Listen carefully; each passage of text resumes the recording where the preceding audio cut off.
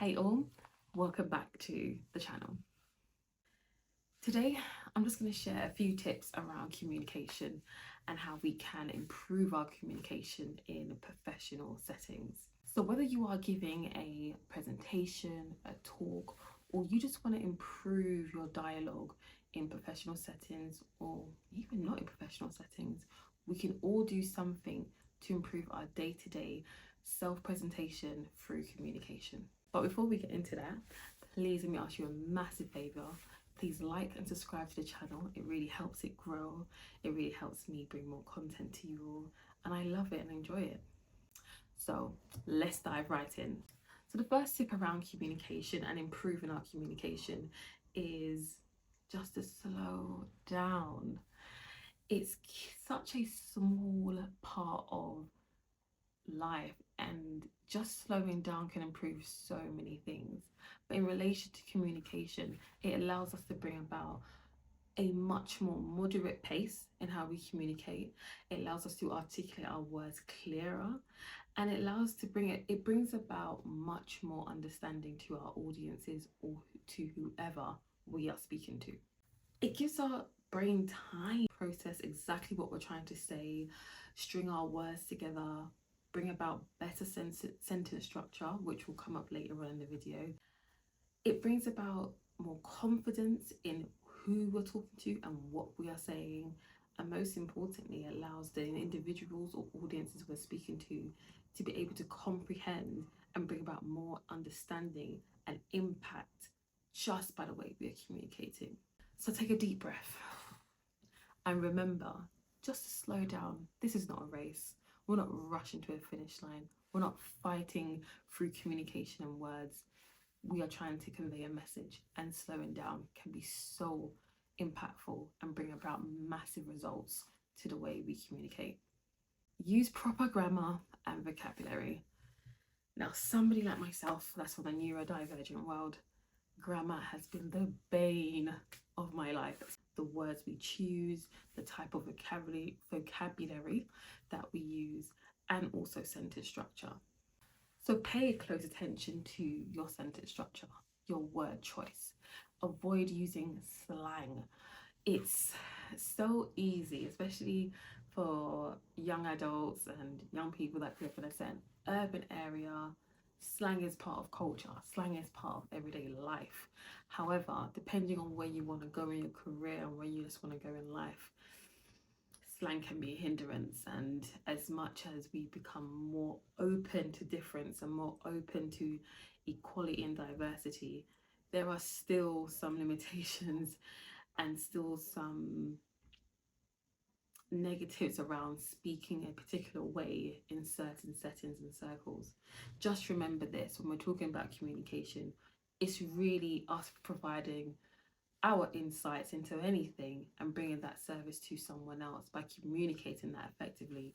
If slang becomes a barrier to understanding, then really question, is the slang that you're trying to use appropriate in particular settings? If it hinders understanding, how about rethinking that and reducing that? However, there's a caveat for me, and I'm sorry, this is more of a personal caveat. This isn't to do with the research that I did, but I understand that we all come from different backgrounds. We don't all have that Eton, Cambridge, and what else, Oxford sort of upbringing where having, let's say, amazing, well, perceived amazing dialect as an innate characteristic. We just don't. We have accents, we have cultural influences that inform the way we present ourselves and communicate. So I want to make this very clear. If you have an accent, you can always improve your communication. This is not about dialects or accents. This is purely just about the way our skills around communication. I myself, I'm a mixture of British and Caribbean culture, and at the same time I love my Caribbean dialect. I can jump between patois and English all the time, and I love when I'm able to do it, but I also am fully aware of the barriers to me doing that in particular settings. So I do just want to encourage anyone that feels that, oh, their culture is a barrier. Culture is not a barrier. you can learn and acquire better communication skills without having to compromise on who you are and where you're from. So really and truly focus on your communication skills in the sense of knowing where you are going, but not forgetting who you are. Another tip is filler words. Filler words can be such a crutch for us in our communication. And I'll give you an example. A filler word could be, so I went to the shop like. So the word like, we use it when there's like a slight gap in what we are saying. And that's what they call filler words. Things like, and I'm sure during this whole entire video, I have done at least probably 5 times. So call me out on it. Please put in the comment section if you can hear when I've dropped in maybe a little slang dialect word. Let me know. I want to know if you can catch it in my own dialect. I'm learning this too, and I'm trying to always improve. So yes, call me out on it in the comment section. Being mindful of the habits of filler words will really help you improve the way you speak and the way you limit the use of them.